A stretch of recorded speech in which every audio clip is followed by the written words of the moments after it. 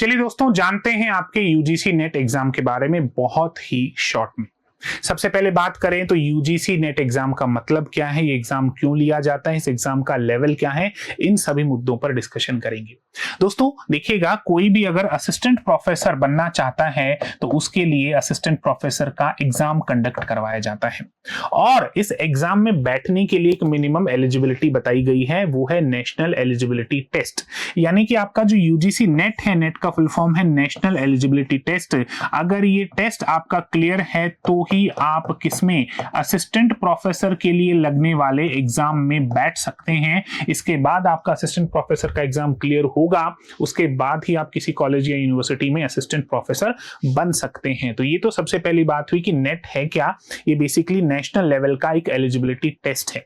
अब बात करते हैं नेट एग्जाम कौन करवाता है, तो नेट एग्जाम करवाता है यूजीसी यानी यूनिवर्सिटी ग्रांट्स कमीशन। यूजीसी की फ्लैगशिप में नेट का एग्जाम होता है, लेकिन इस एग्जाम को कंडक्ट कौन करवाता है, इस एग्जाम को एग्जीक्यूट कौन करवाता है, तो इस एग्जाम को एग्जीक्यूट करवाता है एनटीए यानी नेशनल टेस्टिंग एजेंसी। इसी वजह से बच्चों को बहुत बार कंफ्यूजन होता है कि सर क्या ये एनटीए नेट का एग्जाम है या फिर ये यूजीसी नेट का एग्जाम है। आप किसी भी नाम से पुकार सकते हैं।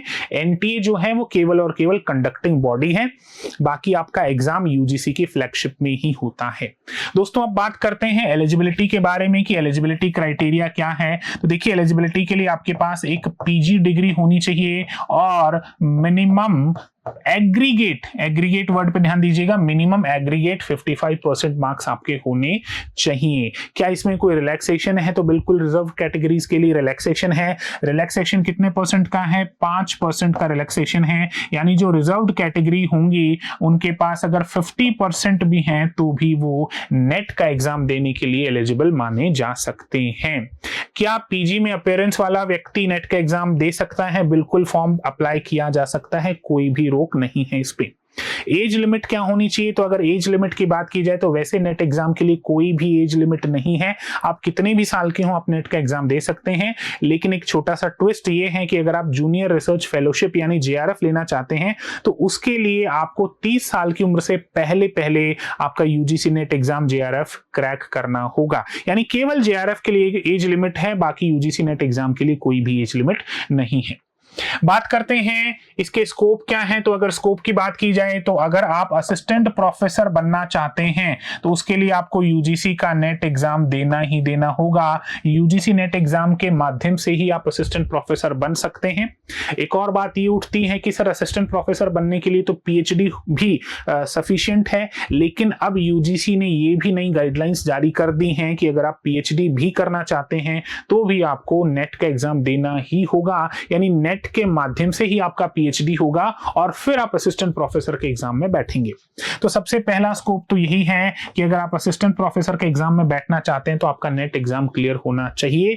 दूसरा स्कोप हमारे पास ये है कि अगर आप गवर्नमेंट जॉब में नहीं भी जाते हैं तो भी प्राइवेट सेक्टर में जितने भी एजुकेशनल इंस्टीट्यूशंस हैं ये सब नेट का जो सर्टिफिकेट होल्डर है उसको प्रायोरिटी देते हैं अपने यहाँ टीचर अपॉइंट करने में। इसके अलावा आप और क्या कर सकते हैं, आपको जेआरएफ मिल सकता है, जूनियर रिसर्च फेलोशिप आपको मिलेगी, जिससे आप रिसर्च कर सकते हैं। महीने का 40 से 50 हजार रुपए कम नहीं होते हैं रिसर्च करने के लिए। तो ये इसके स्कोप और बेनिफिट्स हैं। अगर बात करें एग्जाम पैटर्न की कि एग्जाम पैटर्न किस तरीके से होगा, तो देखिएगा दोस्तों, एग्जाम पैटर्न आपका एग्जाम दो एग्जाम्स होंगे आपके, एक पेपर 1 होगा और एक पेपर 2 होगा।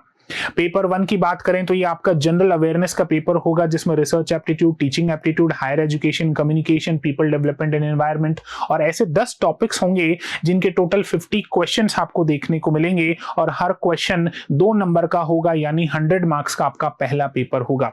सेकंड पेपर की बात करें तो ये आपका रिलेटेड सब्जेक्ट का पेपर होगा। जैसे अगर आपने पीजी हिस्ट्री से कर रखी है तो आप नेट जब देंगे तो आप हिस्ट्री से नेट देंगे तो ये सब्जेक्टिव पेपर होगा, या फिर आप जिस भी सब्जेक्ट को ऑप्ट करते हैं आप उससे नेट दे सकते हैं। और इसमें आपको 100 क्वेश्चंस देखने को मिलेंगे, एक क्वेश्चन 2 मार्क का होगा, यानी टोटल 200 नंबर आपको सब्जेक्टिव या सेकंड पेपर में देखने को मिलेंगे। तो टोटल इस तरीके से ये 300 कितने नंबर का पेपर हो जाएगा, 300 नंबर का ये आपका पेपर हो जाएगा। आपको इसमें से मिनिमम 40% स्कोर करना है। मिनिमम 40% स्कोर करेंगे तब जाकर आप काउंट किए जाएंगे मेरिट के लिए। अभी भी आपका नेट क्लियर नहीं हुआ, मेरिट के लिए काउंट किए जाएंगे।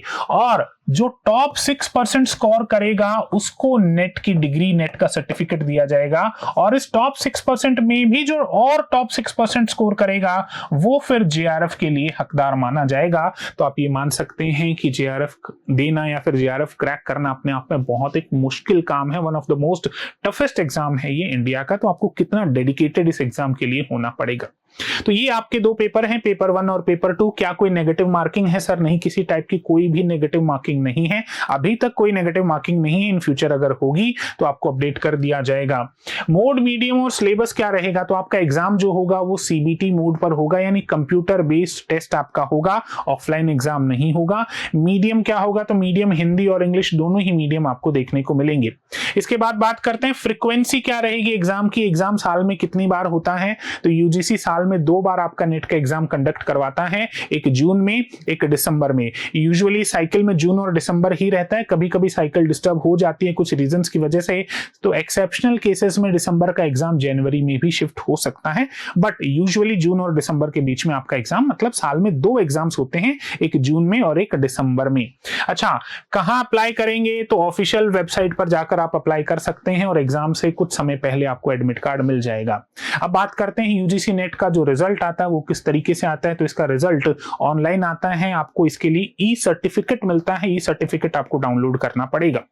आपने अगर यूजीसी नेट का एग्जाम क्लियर किया है तो ये आपके लिए लाइफ लॉन्ग है, यानी दोबारा से आपको यूजीसी नेट एग्जाम देने की आवश्यकता नहीं है। लेकिन अगर आप 3rd क्राइटेरिया में आते हैं, सिलेक्टेड फॉर पीएचडी ओनली, तो इसके लिए केवल 1 साल की वैलिडिटी आपको मिलती है, यानी 1 साल के भीतर भीतर आपको कहीं ना कहीं पीएचडी के लिए इनरोल करना पड़ेगा। अदरवाइज आपका ये जो पीएचडी वाला है ये सर्टिफिकेट लैप्स हो जाएगा और आपको दोबारा से नेट का एग्जाम देना पड़ेगा।